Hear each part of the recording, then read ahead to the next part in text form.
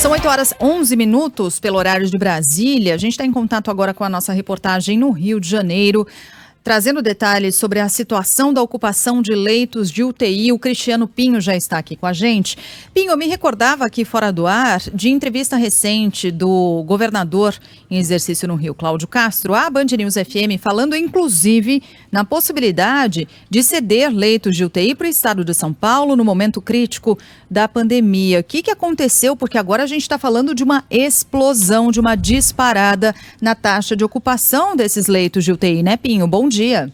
Isso, Sheila. Bom dia para você também, bom dia a todos. Talvez o problema maior esteja na regulação desses leitos, porque se a gente for olhar a taxa de ocupação operacional, que é aquela que leva em consideração os leitos que estão em atividade, não estão paralisados ou por falta de material, de equipamento, ou por falta de recursos humanos, de profissionais de saúde, essa taxa está em 89% no que diz respeito às UTIs. Só que a fila saiu do controle. A gente bateu ontem a marca, isso porque ainda não temos os dados atualizados de hoje. Esse último balanço foi divulgado às 5 da tarde de ontem pelo governo do estado. A gente bateu a marca de maior fila de espera por uma vaga em UTI em todo o estado do Rio de Janeiro. São mais de 500 pessoas nessa situação, ultrapassando maio do ano passado, quando a gente vivia também um momento muito difícil da pandemia. Ontem a gente já informava aqui na Band News FM, Sheila, que batíamos o segundo maior registro de filas, englobando todos os leitos de enfermaria e UTI,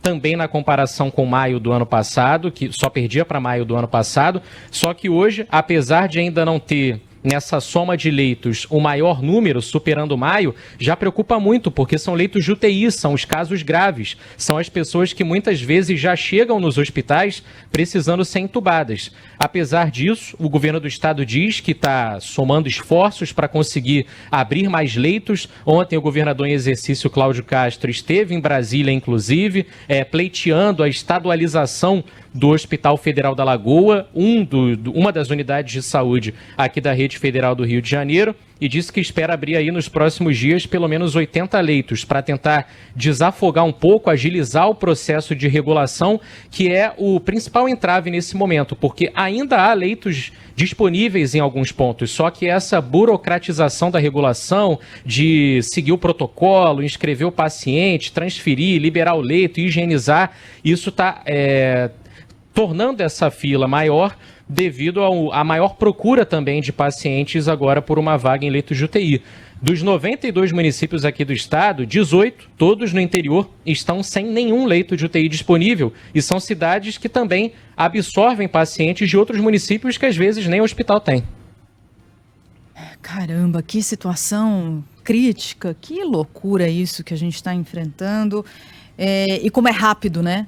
E como é rápido, porque muito recentemente a gente estava falando de leitos que ainda havia, de como essa fila foi se acumulando de pacientes aguardando por um leito de UTI, como vai rápido, como avança rápido, mas também é importante salientar, não é, Pinho, que as medidas restritivas no Rio de Janeiro, diferentemente de boa parte do país, elas são um pouco mais frouxas, digamos assim, não há tanta severidade. Ontem houve uma decisão importante na Assembleia Legislativa relacionada ao superferiadão no Rio, né, emendando aí alguns dias de superferiadão, mas no mais, há em relação a outros estados, funcionamento normal de determinadas atividades que não estão funcionando nesse momento em outras partes do Brasil, né?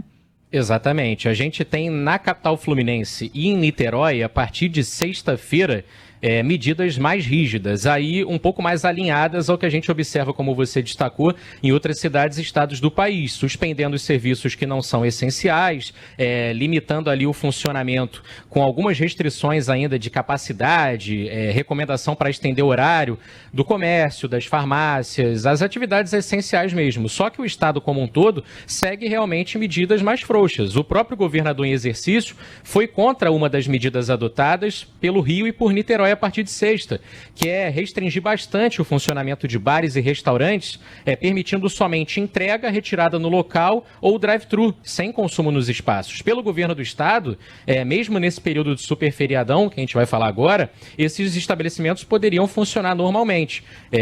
A Assembleia Legislativa votou ontem, inclusive, com a presença dos 70 deputados, todos envolvidos e bastante empenhados para tentar aprovar o projeto quanto antes.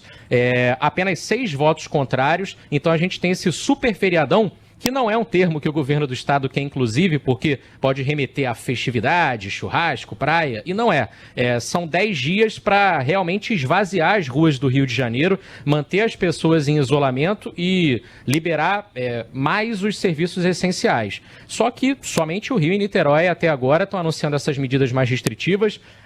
Aos poucos, algumas cidades da região dos lagos também já vão se manifestando com o fechamento de praias para englobar esse período que começa no dia 26, sexta-feira no caso. O que a ALER já aprovou foi antecipação dos feriados de Tiradentes e São Jorge, que caem nos dias 21 e 23 de abril, para os dias 29 e 30 de março, e excepcionalmente neste ano foram criados feriados em 26 e 31 de março, além do dia 1º de abril. Nesse meio ainda tem Semana Santa, tem fim de semana, então acabou virando um super feriado mesmo, da sexta-feira até o domingo de Páscoa, dia 4 de abril.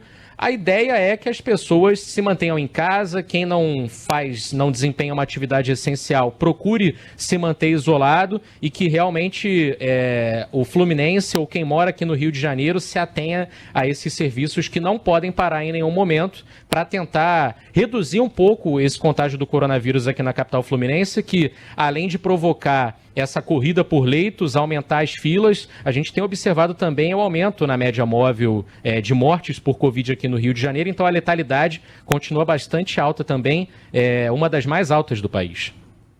Tá certo. Cristiano Pinho continua aqui na nossa programação do Rio de Janeiro, volta a qualquer momento. Valeu. E diga. Só um ponto agora que eu acabei de lembrar, a gente confirmou recentemente, inclusive destacava aqui na programação local. Nesse super feriado de 10 dias, o Instituto Chico Mendes de Biodiversidade decidiu fechar a bilheteria do Cristo Redentor.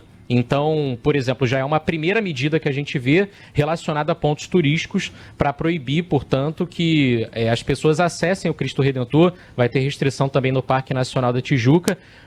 A gente falava sobre isso ontem, as praias estão fechadas, mas houve uma corrida no fim de semana para cachoeiras e outros pontos turísticos. Valeu, Pinho, bom trabalho para você. O calçadão, Pinho? O calçadão está aberto? Está aberto, normal. Os quiosques, inclusive, então, também operam normalmente. Os quiosques também?